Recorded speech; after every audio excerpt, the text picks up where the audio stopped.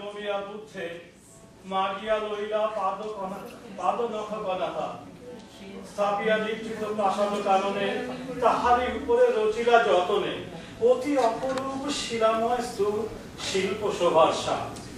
সন্ধ্যা বেলায় সূচিবাস পড়ি রাজবধূ রাজবালা আসিতেন ফুল সাজায়ে ডালায় স্তূপ পদমূলে সোনার থালা আপনার হাতে দিতেন জ্বালায়ে কনক প্রদীপ মালা।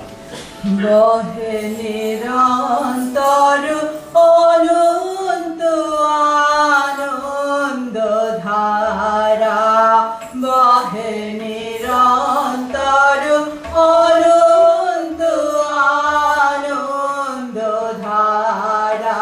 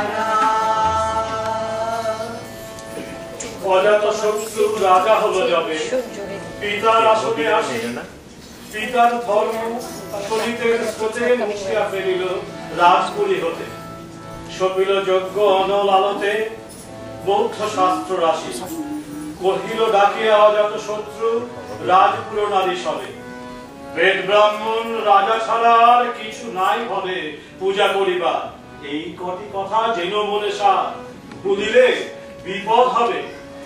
এই কথাটা ধরে রাখি মুক্তি করে পেতেই হবে যে পথ গেছে পদের পানে সে পথে তোর যেতেই হবে মুক্তি করে পেতেই হবে। এই কথাটা ধরে রাখি মুক্তি করে পেতেই হবে অভয়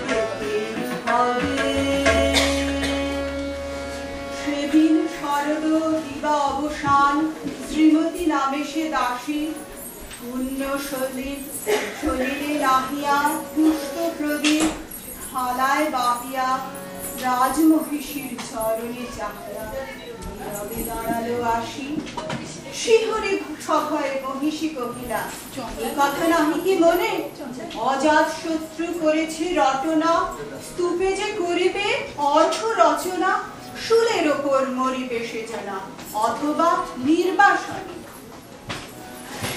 হতে ফিরে গেল চলে ধীরে বধূ আমি তার ঘরে সমুখে রাখিয়া স্বর্ণ মুকুট বাঁধিতেছিল সে দীর্ঘ চিকুর, আঁকিতেছিল সে যত্নে সিঁদুর সীমন্ত সীমা পরে।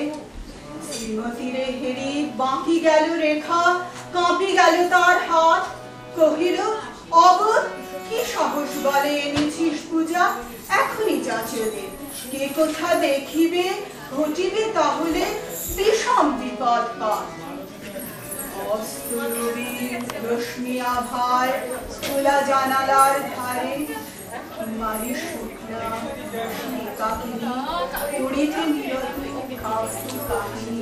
চমকে উঠিল শুনি কিঙ্কিণী, চাহিয়া দেখিল দ্বারে। শ্রীমতীরে হেরি পুঁথি রাখি ঘুমে, দ্রুত পদে গেল কাছে, কহে সাবধানে তার কানে কানে, রাজার আদেশ আজি কে না জানে, এমন করে কি মরণের পানে ছুটিয়া চলিতে আছে।